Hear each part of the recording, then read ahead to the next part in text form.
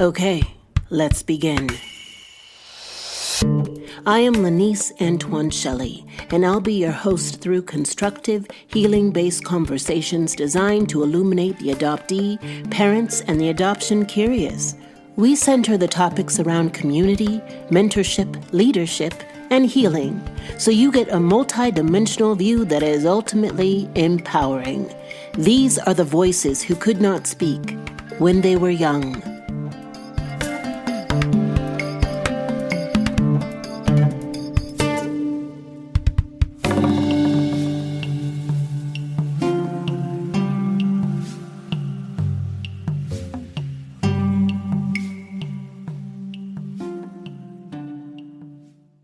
Hey y'all, if you've seen me on Instagram, I'm in my summer glow phase and I am unapologetic about it. My hair is luscious. Fun fact, I didn't start properly treating and doing my own hair until I was a grown adult because like many Black adoptees, no one showed me how to do my own hair. And because I love you all so much, I'm going to share with you my hair secret. I'm always on the lookout for things you'd love and things that will enhance your well-being inside and out. We Unique Cosmetics sent me their Moisture Lock pomade and scalp and hair therapy oil from their Metamorphosis line, and it's so decadent, light, and nourishing, fam. This has become a hair routine staple. It has a soft lemongrass scent that people comment on when I walk by or when they're doing my hair because now I have boho locks. They also sent me a 15% discount link for you to try their products and hair tutorial service. And Unique Cosmetics is Black owned and operated by a mother and daughter duo dedicated to helping the adoptee community. Check out the link in the show notes. And this is for all ages, fam. So tell your friends. So come on, embark on a hair-loving journey with We Unique World. From interactive workshops to premium products, they're all about empowering you to embrace your unique hair journey. Because remember, all hair is good hair, especially when it's healthy. Hi there, fam. How is your heart today? It's a gorgeous day in Chicago. You can even hear the birds in the background behind me because it is mating season, I can tell you. And I have already been running errands today. Went to physical therapy for my tight right hamstring, went to a plant nursery, and about to go meet up with a girlfriend of mine for a frolic at another street festival. Beautiful day. However, I am a little grumpy, which happens, right? I'm not going to look for excuses like time of the moon or hungry pains or this or that or the third. There are no external reasons that I can think of right now or internal reasons. I just know that I'm not as patient and friendly as I know I can be when I encounter other folks on the street or on the phone. I also notice that I start to arm myself energetically, and I find that I'm short with my answers, less playful, less talkative as I usually am. When I feel like this, there are several things that can help me. 1, I acknowledge that my introvert self needs a timeout and fast. If I'm around other people, I need to get out of there and reboot with solitude. 2, taking deep breaths, stretching, moving through exercise or a gentle walk helps me process whatever it is that's coming to the surface. Most of us process emotions through movement. We don't really know or realize that, but we do. We process our emotions through movement. So take time to discover what that specific movement gesture is for you. And 3, I do nothing. I sometimes just need to let it soak in, marinate, and ride it out. If I'm at home and no one is around me, I take a nap or I veg out, I watch an anime. There's really no rush. It's important to honor all the colors of emotions in the spectrum, not just the happy-go-lucky ones, but the ones that are a little bit grimy too, the ones that are melancholic or sad or grumpy, like today. Just as long as it doesn't get verbally or physically violent, allow yourself space to feel and to feel grumpy. If we rush to pretending to be positive or happy, We're just suppressing, and it'll come up in other ways. It always comes up. So do not suppress your feelings. Anywho, I say all of this to honestly say that I am a little, Eeyore today, and I don't know why. And that is okay. Let's get to it. Okay. So we're going to take a hard left right now and get to the topic. Shall we? Okay. My guest today is the delightful Lina Vanegas, who is an advocate for displaced rights, mental health awareness, suicide prevention, and the host of the podcast Rescripting The Narrative. Lina and I have been buddies on Instagram for a while now. I fell in admiration of her educative content. I suggest you head over to @LinaLeadsWithLove on Instagram immediately so that you can get some amazing content too. Today we go into how war is a prime opportunity for displaced children to end up in the adoption cycle. We also talk about ways in which advocacy can look like in the adoption community and suicide preventions for adoptees. We go far, deep, and wide, my fam. This was an enriching conversation. I am so excited to share it with you today. Let's lean in. Awesome. How you doing? I'm doing well. How are you? Good. We've been Instagram buddies for a while, and it's great to meet you in person. I know. I'm glad to finally connect. It's awesome. I just love your content. It's aligned with everything that I'm thinking of as an adoptee. There's so much to the activism, to the staying conscious and aware, and just keeping your finger on the zeitgeist. So how's that for you? How do you stay informed? I read a lot. I research a lot. I follow a lot of great accounts. I network with some really great people. I align myself with people doing the same kind of things I'm doing. So, inspiring other people. They're inspiring me. I'm inspiring them. We're collaborating. I'm learning, taking in as much information as I can. Yeah. So what is your story in a nutshell? Where do you live? I live in the Midwest. I'm in Michigan. Okay. Yeah. So we're in the same time zone. Yes. Okay, good. Because it's always tricky. I was like, what time should we do this? Because I know it's hard to coordinate all of that. You never know.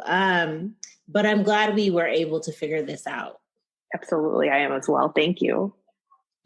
So how did you start with your activism? Because I know that I wasn't activated until the beginning of the quarantine of 2020. And honestly, I was not aware of so many issues regarding adoption because I wasn't looking for it. And I know my adoptive mom never pointed fingers towards it. I doubt she was even aware. So many people are blissfully unaware of what's actually happening in the adoption community and why it's so pernicious in insidious ways. And the things that are happening in the world are just making it worse, exacerbating an already depraved and wretched situation. So how did you get activated?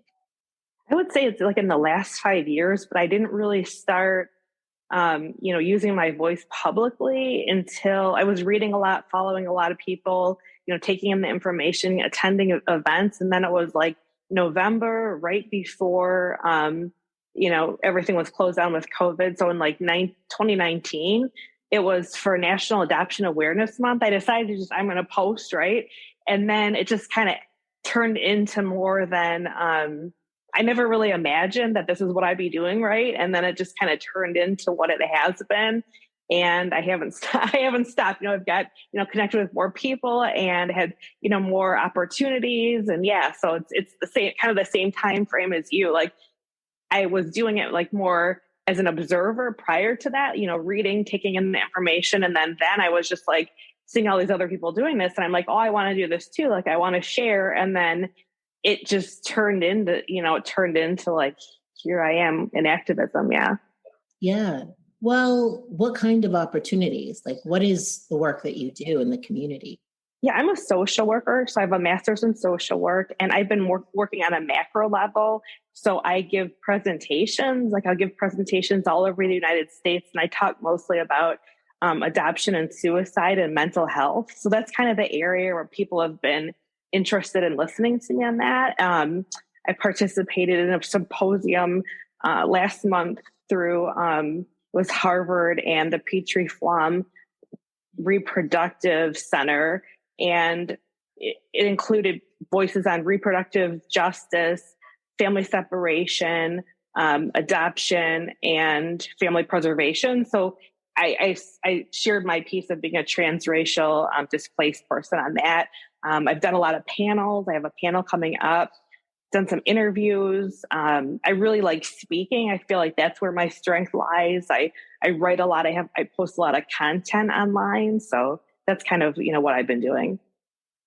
I have a podcast. I forgot to say that. I'm like trying to take it.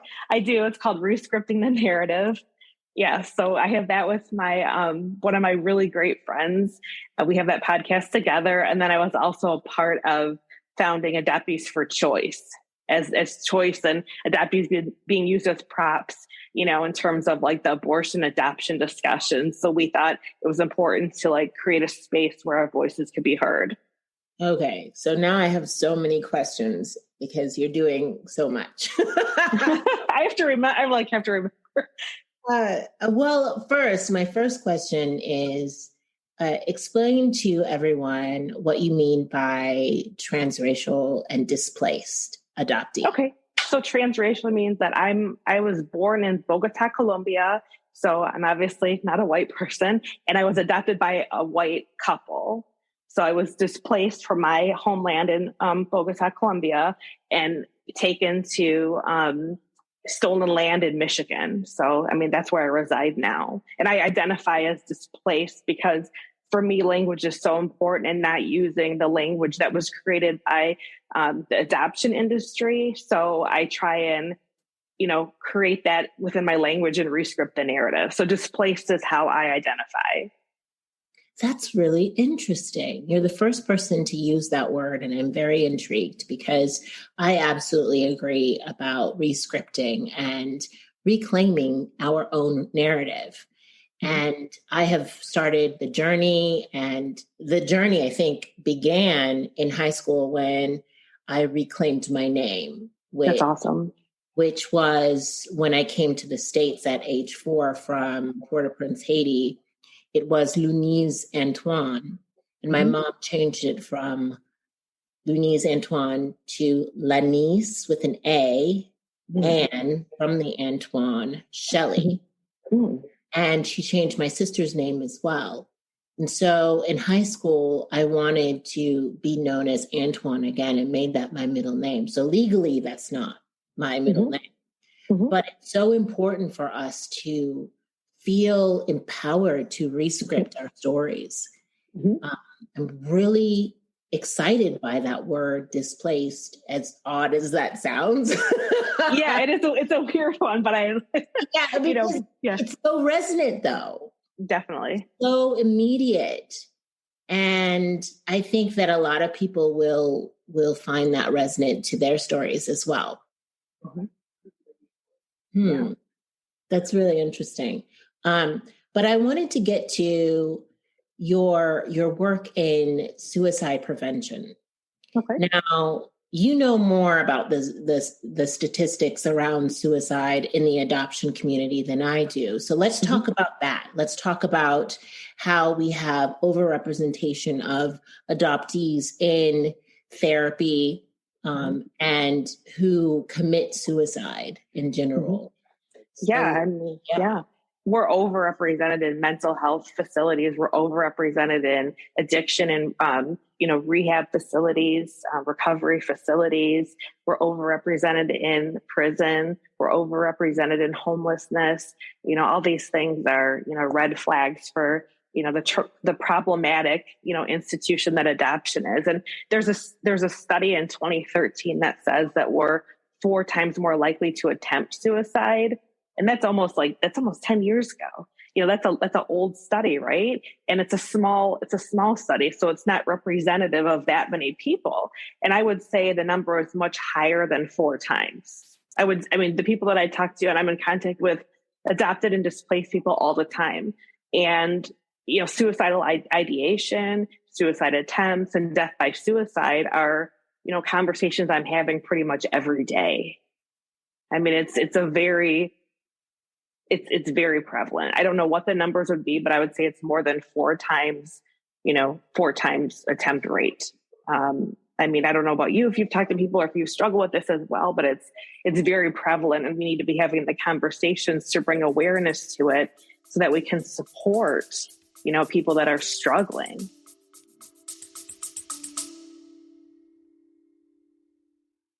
Hey, I want to share with you something that has changed my life.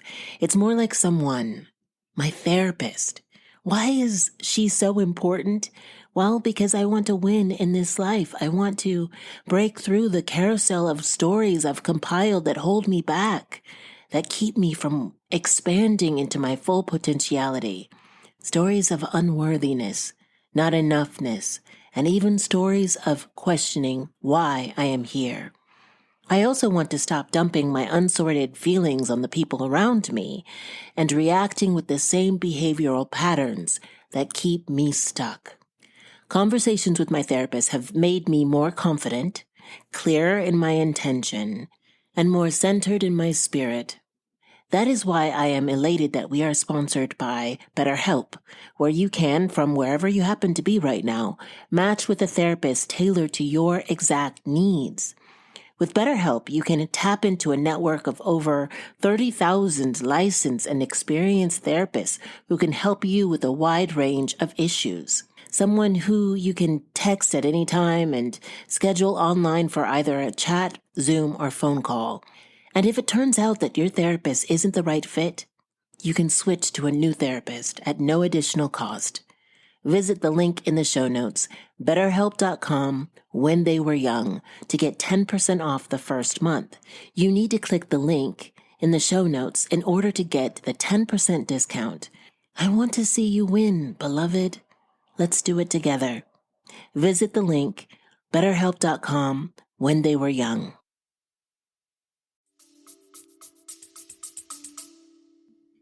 I grew up as a very melancholic person, and I thought that's just how I was. I didn't really investigate why. We went through a series of going to family therapy. We didn't quite know how to navigate it because it was so awkward at the time. And no one really told us what we were investigating. And I think they should have really just placed it out in a way that was palatable to teenagers. Absolutely. But I have had suicidal ideations. I've did suicide before. And honestly, I did not know that it was a big deal. And I didn't understand that it was a big deal until quite recently, until this year. I was unpacking a lot of stuff. And I just, in passing with one of my healers, was like, I did that. And she's like, wait a minute. Why are you being so nonchalant about this? And I said, well, at the time, the reaction from my caregivers was nonchalant. So I did not know that it was something to be cognizant of, to mark as let's investigate this. Absolutely. So what are the signs?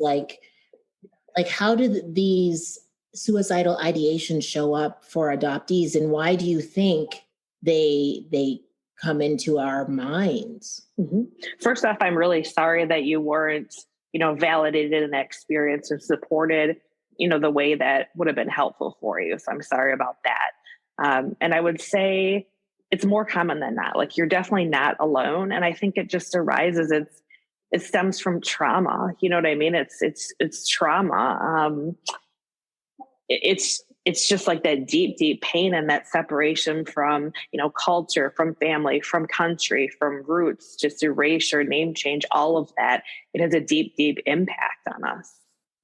It's a lot of pain. And when it's not validated by society, you know what I mean? Like most of society doesn't think adoption is trauma, right? They think it's beautiful. We're lucky. We should be grateful. You're saving children, all these things.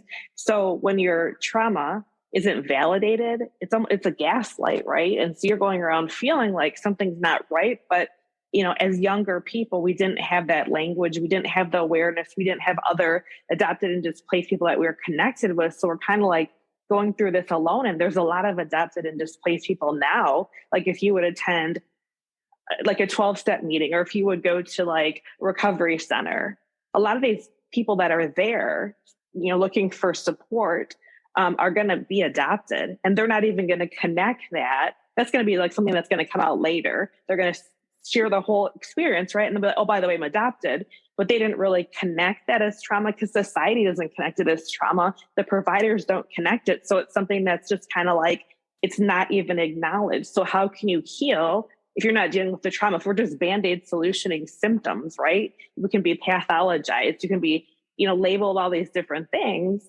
And if we're not looking at the root of the ideations or the attempts, how are we going to heal? You know what I mean? If you're just looking at the symptoms, you can't really heal from that. Yeah, you can do therapy, you can do medication, but if you're not actually dealing with the issues, it's just a Band-Aid solution. So I think that's how, this is so prevalent, because we're just not seen, heard, and validated.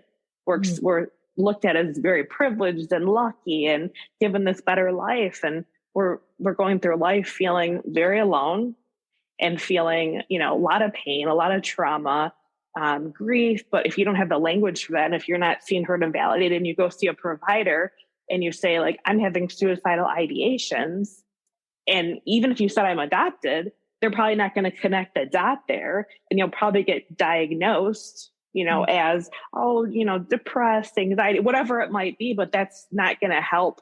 That's not going to help us until we look at the trauma and deal with the trauma. We can't begin to recover. That's so frightening that you say that. Some providers aren't even going to recognize it as a trauma and connect the dot for you. And I think that's what happened to me, is that no one connected the dot. And so I, in my adulthood, have had to do the outside work of my own and just investigate. And I came to that conclusion quite recently, like as a grown person. And then I have to process it, and as you said before, like we as adoptees feeling alone, feeling isolated, and feeling that we have to process all of this stuff alone. It's so detrimental to our emotional and mental health to not have any validation from the external world on a general basis, right? Absolutely.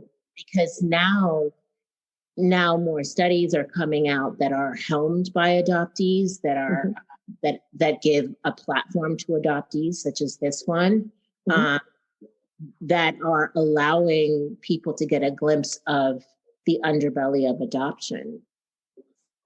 How do you think people should navigate an adoptee who is having suicidal ideations? They need to be validated, like their feelings need to be validated. They don't need to be, told that they're selfish, or, some of the cliche things that people say, it's selfish. You do this, you have family, how could you do that? And that's not something to say to someone that's struggling. Validate them, thank them for sharing it with you, ask them how you can support them, or, say, would you like some resources? Would you like some support? But I think the biggest thing is not judging them. If someone came to you and you're like, and you kind of like freaked out, and, that's not going to make them feel comfortable. You want to validate and, say like, I appreciate you sharing this with me. This is really hard. You're not alone, because as we know, not alone. And then asking like, how would you like me to come alongside you? Would you like some resources? And then asking like, are you feeling safe? Do you have a plan? And asking them if they have a plan. and, kind of like fielding that out, because people have this misconception that if you ask someone about suicide, it's going to trigger them to think about suicide. But if they're already thinking that and they already have a plan, you know what I mean? It's not going to change anything, but it's important for us to know and discern, is this person safe, or should we call, the person that they're seeing, or should we just make sure that their house is safe, putting stuff away that could, be a part of the plan, and making sure that they're, attended to and not left alone. And what do you think would be the best route for an adoptee? In terms of if I'm an adoptee and another adoptee came to me, or if the adoptee is having these ideations, should they seek a counselor, a psychologist? Where should they go? It's hard because there's not many people that I would say that are adoption competent or adoption trauma informed, right? So it's hard to find that provider that's going to understand. So I would say help is important, but you want to seek out someone that is trauma informed. Hopefully they are adoption trauma informed. Hopefully, if you're a transracial adopted person, I would want to see a transracial adopted person myself, finding someone that's going to mirror. We all deserve to see someone that looks like us and has the same similar lived experiences, right? So that would be important. If you are in a place of, there is a plan, it's like very, very, it seems imminent, or if there has been an attempt, I would make sure everything's put away, anything, like any knives, guns, any kind of medication. But it may be a situation where they need to go to the psychiatric ER.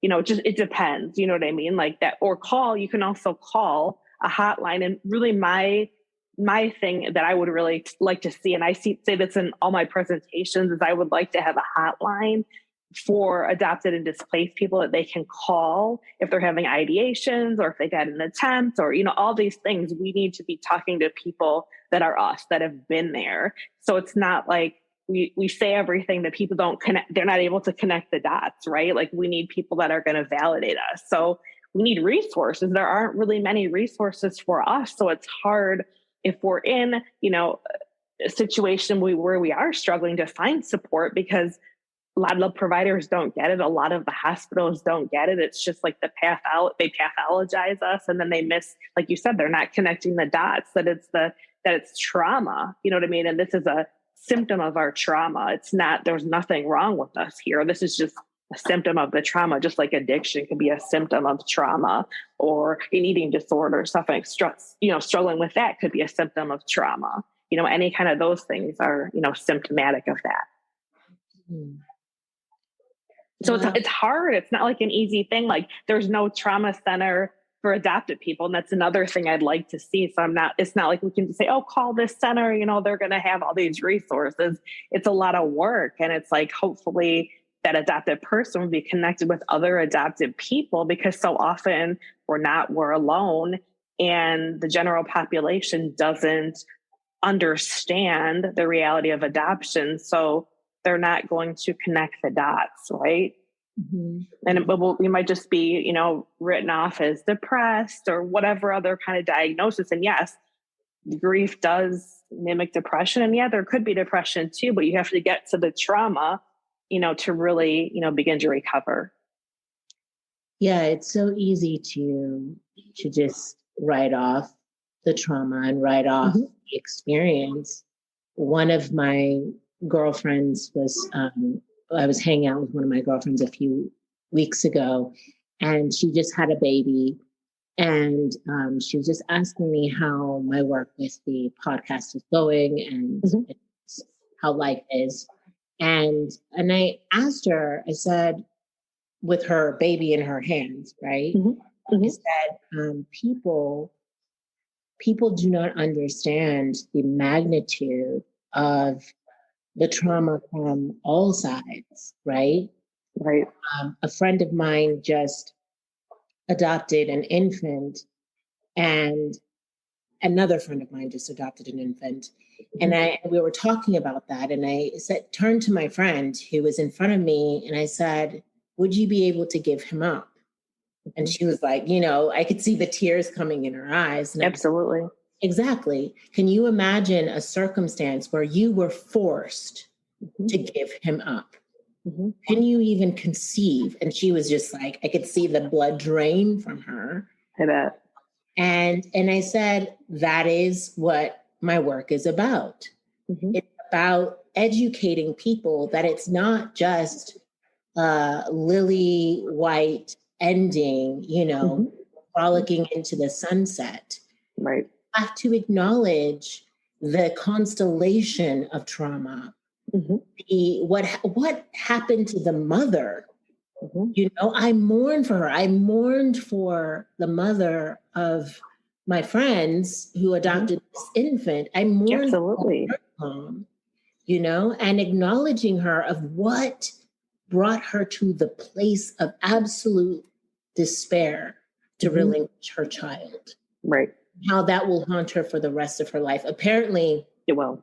My biological brother said to me that my mom thinks of me and prays for me every day. And I was like, every day? Because it's hard for us as adoptees to conceive that kind of love. Absolutely. You know what I mean? Yeah. I was like, someone loves me? Exactly. People who love me. But we have to really excavate. Definitely. For us to get to a place to receive it and believe it. For real. Yes. And so it's just really interesting, this work and in the mining of it and understanding the multidimensionality of it is essential to the validation of this trauma, because it's not two-dimensional. People just think, as you said before, oh, you should be grateful, you should be happy, look at this better life. But that is from their point of view, their standards, not yours. Yeah, exactly. It's just like society's so indoctrinated to propaganda that they don't even know that they're so indoctrinated. And it's like people, I'm sure you've had this experience too, non-adopted people will fight tooth and nail when we share our lived experiences, like their lives. And it's like wild because they haven't listened to any adopted and displaced voices. They haven't researched it. They're just going based on what they've been indoctrinated into. And they haven't thought about it critically. It's like all of us, we're unlearning. We're unlearning so many things, but this is a thing that people don't even know that they're indoctrinated to. Yeah. They're blissfully unaware. And I know that even I was up until like 2 years ago. I knew that something was off for a long time, but then I had to get educated, and what set that education off was all of the protests and the racial unrest and injustice, and that was brought to the forefront. And I could not go to my white family and say, can you empathize with my experience? Absolutely, they can't. Yeah. They can sympathize, they can do their best. Right. But they'll never understand the daily threat that's on my life. They won't. Speaking of like darker things, let's pivot to the Ukrainian war. I love your Instagram. I said that before. I love it. Thank you. It's so informative, Thank you. And it's so, there's just so many things that you can learn from you on your Instagram. I stay up to date. Thank you. I'm like, okay, what should I know now? But you mentioned that war is a prime opportunity for displacement of children, trafficking, and adoption. And I did not think of that. So that was a huge learning opportunity that you afforded me. So thank you. So let's talk about that. Why and where and how do you know this? It's happened historically. If we look at any kind of natural disasters, we look at wars, we look at countries that are struggling, we look at poverty within countries. It's always an opportunity for people to traffic children, to steal children, to use these situations to prey on moms, and we're a capitalist society. So it's like, it's a way to people to commodify all of this and make money. And there are so many people looking to adopt. I mean, you've seen some celebrities over in Ukraine. You saw I can't remember his name, but there was a politician that got in trouble. I posted it on my story for, I wish I had it in front of me, for trying to traffic. You have, our government is, they benefit from this type of thing. They're a part of it. It's a business, so it's like any situation that's going to be, where there's an opportunity, people are going to go there. And we know that there are not enough, they're talking about the infant supply, it's not as big, a domestic infant supply or however. Yeah. So I mean, people are going to go to other countries because that's the opportunity. I mean, look at international adoption. That's the prime opportunity. It's a prime opportunity. It's to prey on people, to prey on, desperate situations, to prey on poverty, to prey on lack of resources, and to coerce people and all the corruption that happens. Well, the thing is that there isn't a deficit of infants in the States. It's just that or else we wouldn't have a foster care system. Absolutely. Absolutely. But it's the fact that I think adoptive parents are enticed by this idea of a closed adoption. They can go into another country and better that country, their presence, and truly give this person from Cambodia a better life when they have no idea. Have you been to Cambodia? Have you spent time there? And what is a better life? And what does that even mean? And I say this in my other episodes, is that even though with all of my accomplishments and privilege here, I do not think that this is a better life. No, I don't either. I definitely don't either. Why don't you? I mean, I'm not with my family. I'm not with my mom. I'm not with my culture. I'm not with my country. I'm not with the scents and smells that I got, accustomed to in the womb. I don't equate capitalism and whiteness with a better life. And that's the foundation of adoption. White supremacy, capitalism, racism, colonialism, imperialism, heteropatriarchy, foundations for adoption. And I simply don't buy into it. Why was I commodified? I don't think that I'll ever, I'm not going to ever be okay with being bought and sold. I'm just not. There's not a price that you can put on any human being. There's not a price. So it's like I am a direct product of this whole system, and it's not a better life. Like for who? Like I've experienced so many things that wouldn't have happened there. Not to say my life would have been perfect, because it's not perfect. I'm sure, I would have had, adversity there. But at the same token, being, having no racial mirrors growing up, have no genetic, mirrors, trying to I'm 46 now, and I just finally found my voice and started to recover. And I learned 10 years ago what boundaries were.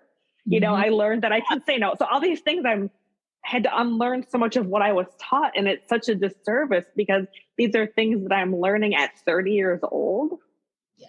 It's so much work for us to navigate all of this. And then we're responsible for our recovery, and we're responsible for finding the resources. There's not support for us after we've been displaced. You know what I mean? We're not guaranteed anything. So we're doing life plus trying to figure everything out and navigate all of that. And I just don't think all of the trauma that I experienced from displacement, and then I experienced in my adoptive family, it does not equate with a better life for me. I agree. And I love that you bring up just the cultural smells that you we're exposed to, even in the womb. And Primal Wound talks about that, how there is an imprint that happens immediately. It can never be erased. Absolutely. And I was 4 when I was adopted. How old were you? I was 6 weeks old to my knowledge. I mean, it's like, I don't know that I trust anything I was told, So it's like, this is the story I was told. So I mean, that's all I really have to go on right now. Yeah. Oh, absolutely. Yeah, I was 4 years old, and back to my friend that I was hanging out with, right? Who has this 6-month-old in her arms. And I said, look at how attached he is to you now at 6 months. Can you imagine him at 4 when he can speak, when he has favorite food, when he has a favorite teddy, when he has a favorite way of snuggling with you? All of that being taken from both you and him, placed into a different person's arms and say, no, all of that happened before never existed. It does not matter. All of what's in front of you are the only things that you will love, cherish, and look forward to. And when you break it down like that, I just shock people when I break it down. They're like, oh my God, because that's what it is on paper. And you have to acknowledge just the simplicity, just break it down, deconstruct it to its simple parts, right? And you have to remember that, I mean, I had siblings and they grew up, and this was an epiphanal thought that I had a few years ago. My little sister grew up without her big sister. And with my sister too. Yeah. How many siblings did you have? I have 3. So my youngest sister, she grew up with my mom and grandma. She wasn't, they kept her. And then I have a brother out there, but I have no idea how to find him. I mean, he could be in the United States. He could be in Sweden. I don't know how old he is. So it's just like, I always hope, like, when I do, the different DNA searches, that somehow I'm going to connect with him, or I'm going to see him on a board, because I don't know how old he is, but I know that he was displaced as well. Yeah. And I'm sure he's out there feeling it too. And so when you think about that I would have grown up with my siblings, I have 3. I would have grown up with a community, and you and I are coming from rich communities, right? Right. And being plopped into the States, which is such an isolated, culture. Like, there is an inherent sense of community here in America. Not at all. An inherent sense of loyalty and familial just bonding. There's just not. It's one of the few cultures on this planet that's like that. Lucky us. Yeah, I know, lucky us. And this is like the most powerful country in the world, and it's so warped in its thinking of community. But those are just the things that people forget about when they talk about the better life narrative. I totally went on a tangent, but like, bringing us back to the Ukrainian war, and like, is there anything we can do to better educate ourselves about what's happening when it comes to these displaced people, the trafficking? What are the resources that can help us? That's an interesting question. I don't have like resources at hand at all. I mean, I think the biggest thing anyone can do is listen to the voices of the most impacted, which would be you and I, and others, and to read too about the family policing system, or as they call it, the child welfare system, because that is all connected. Displacement, the goal there is to displace families, and especially, families of color. I mean, that's who is overrepresented. And one of the books, this is a book that I think everyone needs to read, Dorothy Roberts' Torn Apart. But it talks about, she's done extensive research in the family policing system, and she has data to prove this. She's a professor. She is an attorney. I don't think she's practicing right now, but she talks about how the child welfare system destroys Black families and how abolition can build a safer world. I mean, that's the title of the book. So it's like, I think we need to look to, people that, are experts in that and kind of and connect the dots. Read the book, The Child Catchers by Catherine Joyce. It talks about evangelical, the religion, and how that has been, so instrumental in adoption. She talks about how, an organization, a company was actually hired to create a campaign for adoption. And it's what we know now. It's the propaganda, it's the indoctrination. So it's like all of these things are connected to unlearn, to look at racism, to look at white supremacy. All these systems need to be looked at because it's all connected. I love that. Thank you for these books. You're welcome. Writing them down, and I'll put them in the show notes. This has been such a robust conversation. Thank you so much. There's so much. I wish we could talk longer. I know. Yeah.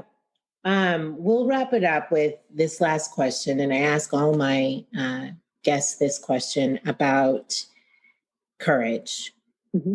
Where in your life do you think you can apply courage? I think it has to do with sharing our lived experience, and just sharing it. And it's not going to be for everybody. I'm not here to change anyone's opinions. I'm just, the people that, are going to be interested are going to find me. The opportunities that are going to be available are going to find me, and I'll connect with like-minded people who can help, we can collaborate together. We can help amplify each other's voices. But I think that would be, the biggest place is just if we all, personally share my lived experience, right? But I think that's one of the areas where, and it's hard to do so. It takes a lot of courage, a lot of bravery, a lot of pushback, a lot of bullying, a lot of minimizing, gaslighting, all of these things. I'm sure your inbox is flooded with gems, as I like to call them. I mean, I get them all the time, and sometimes I post them, but I think it's just to continue, finding your space, taking up space, and being okay. I'm not for everybody, and I'm not trying to be for everybody. And that's a huge takeaway, because there is an element of people pleasing with adoptees, Absolutely. It took me a long time to just be like, this is who I am, Yeah. And I am not for every market. Where can people connect with you? How can they learn more about you and your podcasts? They can follow me on Lina Leads with Love on Instagram and Lina Leads with Love on Twitter. I'm Lina Vanegas on Facebook. Rescripting the Narrative is available on Apple Podcasts, on Spotify, on Anchor FM. And then I have a website that is being developed right now. So I will have a space off of social media. Great. And then I do consultations and presentations too. So those are, People definitely need to learn that. I'm sure you do great in the consultations. I'm sure people will reach out even more now. Thank you. That's why I want the website, because I feel like we all need a space off of social media. As we know, social media isn't really, I don't feel like it's my space, that's going to really amplify me and support me. There's a lot of nonsense that goes there, and I don't know how long it's going to be, what it is, and I don't like all the censoring on there. So I feel like we all need a space off of social media. Social media is great for so many things, but again, it has its drawbacks. It does. I agree. Well, this is great. Well, thank you so much. It was great to meet you in person, and please keep me abreast of any new things that pop up. Absolutely. Thank you so much for having me on. It was a pleasure to speak with you, and hopefully we can have another conversation soon. Another beautiful episode. Thank you so much for listening, and thank you to my guest today. If you liked this episode, the best way to support me and this work is to write an iTunes review, a 5-star review.